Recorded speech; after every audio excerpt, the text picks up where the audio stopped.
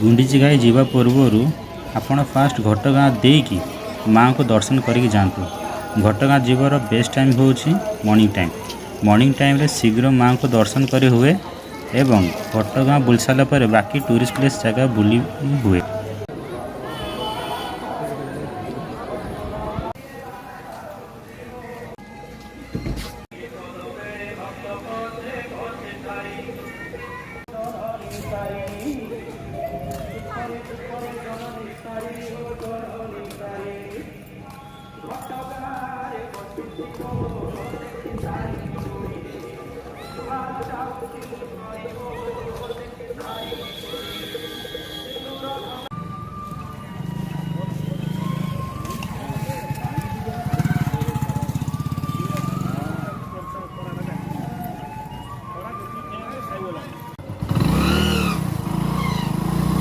घटगाँ गुंडीचा घाई वाटरफॉल जावाई कम से कम 15 किलोमीटर रास्ता।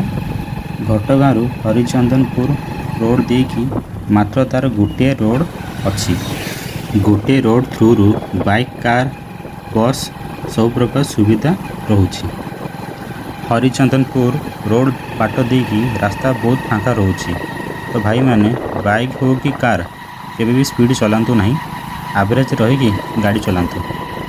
गुंडीचा घाई वाटरफॉल बेस्ट टाइम ट्रैवल पाई 3 मास पर डिपेंड करे, जून जुलाई अगस्त। यही 2-3 मास पर वाटरफॉल पानी फ्लो धीरे धीरे कमी जाए।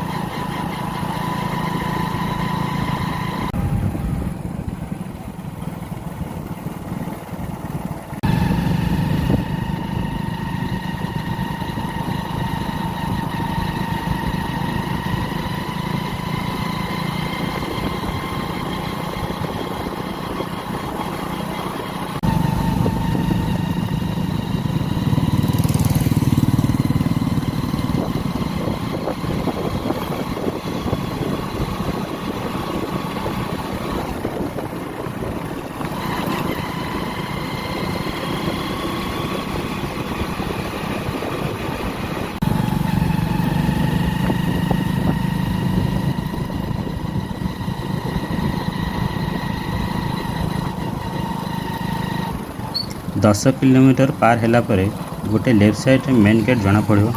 सेठू लेफ्ट बाट देकी गला परे गुंडीचा घाई वाटरफॉल रास्ता जना पड़ो। से मेन गेट रु मात्र 5 किलोमीटर देकी सीधा जाइए आम गुंडीचा घाई वाटरफॉल पड़ो।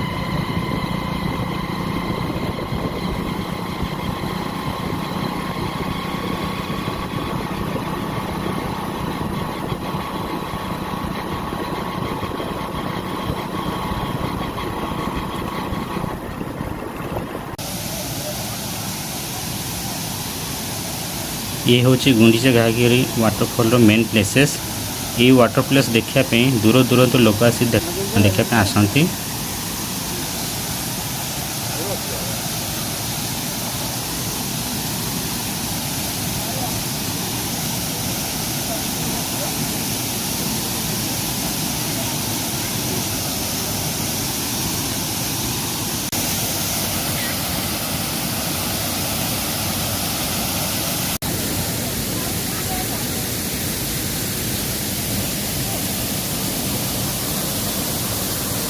वाटरफॉल पानी रो फ्लो साउंड और व्यू अति सुंदर होती। व्यू पाई बहुत जगार बहुत लोग दूर दूर आसती आउ पिकनिक भी करती और मजा मस्ती भी सब चले।